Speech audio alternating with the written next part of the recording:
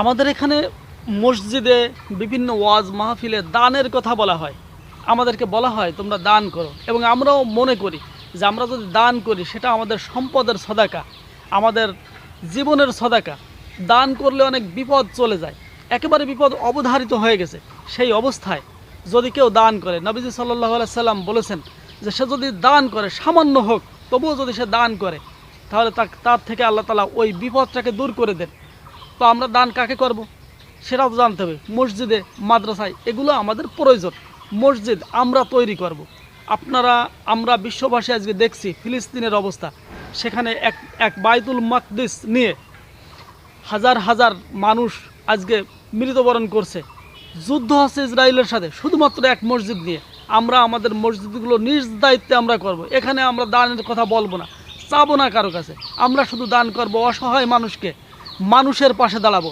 আমরা অসহায় মানুষকে চিকিৎসা করাবো, খাদ্য দেব, তাদেরকে অভুক্তদেরকে খাবার দেব, অসুস্থদেরকে চিকিৎসা করাবো। ইনশাআল্লাহ আল্লাহ আমাদেরকে এই তৌফিক দান করুন, আমিন।